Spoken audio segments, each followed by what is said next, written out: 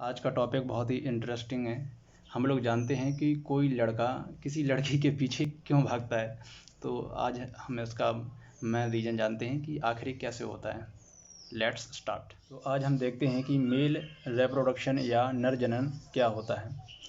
तो सबसे पहले नर जनन जो स्टार्ट होता है वो होता है टेस्टिस से।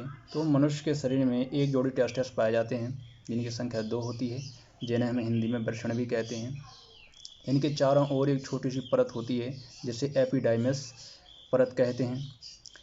तो वृषण से 2 नलियां निकली होती हैं, दोनों टेस्टिस से 2 नलियां निकली होती हैं जिसे बेस डिफरेंस कहते हैं। इन दोनों नलियों को क्या कहते हैं? बेस डिफरेंस कहते हैं।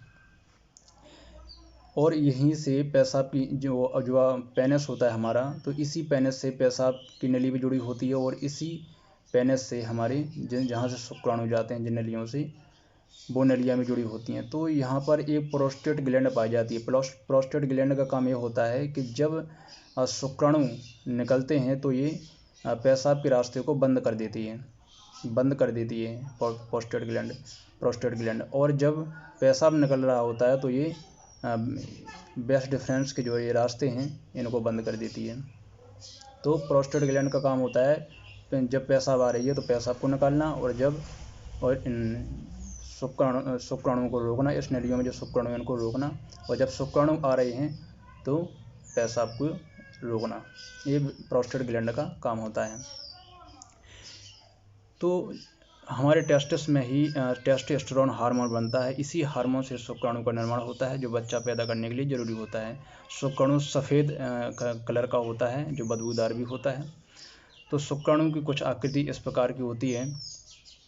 तो शुक्राणुओं को कम ताप जरूरी होता है, इसलिए जो मनुष्य के जो वृषण हैं वो बाहर लटके हुए होते हैं, क्योंकि शरीर का तापमान 37 डिग्री सेल्सियस से ज़्यादा होता है और इनको कम ताप की ज़रूरत होती है, इसलिए ये हमारे शरीर से बाहर होते हैं।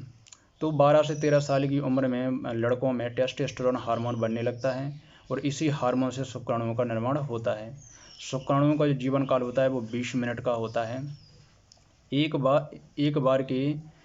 बार में जो 7 ml शुक्राणु बनते हैं। कितने बनते हैं? 7 ml शुक्राणु बनते हैं, जिनके अंदर संख्या कम से 10 से 20 लाख शुक्राणु होते हैं। 7 ml के अंदर 10 से 20 लाख शुक्राणु होते हैं और इनकी जीवन अवधि 20 मिनट की होती है। अब क्या होता है, टेस्टोस्टेरोन जो हार्मोन होता है इसी की वजह से आवाज़ भारी होती है, दाढ़ी भी आती है, और टेस्टोस्टेरोन हार्मोन की वजह से ही कोई लड़का किसी लड़की के प्रति आकर्षित होता है। और यदि टेस्टोस्टेरोन हार्मोन है उसका निकाल दिया जाए तो उसको कोई फीलिंग नहीं आएगी, वो किसी भी लड़की या किसी से भी वो आकर्षित नहीं होगा, कोई उसे पसंद नहीं आ सकता है। तो टेस्टोस्टेरोन हार्मोन ही आकर्षण का मेन कारण है। और वृषण में 2 नलियाँ होती हैं, इनके बारे में बता दिया है, ये बेस डिफरेंस कहलाती हैं। बेस डिफरेंस का काम यही होता है, शुक्राणु को आगे ले जाने का काम करती है। जहाँ पर शुक्राणु बनता है, जो वीर्य बनता है, जिन्हें हम शुक्राणु भी कहते हैं, इसी को स्पर्म, इंग्लिश में स्पर्म भी कहते हैं, और इसी का एक नाम वीर्य भी होता है, वीर्य कहते हैं इसको। तो इसी पेनिस के रास्ते ये बाहर निकलता है। तो इतनी कार्यविधि थी ये मेल रिप्रोडक्शन की। एक बार हम रिवाइज करते हैं कि मनुष्य में एक जोड़ी वृषण पाए जाते हैं। इन्हीं वृषण के अंदर क्या होता है, टेस्टोस्टेरोन हार्मोन बनता है। टेस्टोस्टेरोन हार्मोन से ही शुक्राणु का निर्माण होता है। शुक्राणु की आकृति कुछ ऐसी होती है। शुक्राणु को कम ताप जरूरी होता है, इसलिए बाहर लटके हुए होते हैं। 12 से 13 साल में टेस्टोस्टेरोन हार्मोन बनने लगता है और शुक्राणु का जीवन काल 20 मिनट का होता है। और एक बार में 7 ml शुक्राणु बनते हैं, जिनमें 10 से 20 लाख शुक्राणु होते हैं। शुक्राणु को स्पर्म वीर्य भी कहते हैं। और टेस्टोस्टेरोन हार्मोन से ही किसी लड़की के प्रति आकर्षण होता है। तो और टेस्टोस्टेरोन हार्मोन से आवाज़ भारी, दाढ़ी आना, ये सब इस टेस्टोस्टेरोन हार्मोन की वजह से ही होते हैं। तो आपको ये वीडियो कैसे लगा? यदि अच्छा लगा तो लाइक, प्लीज़ सब्सक्राइब कीजिए।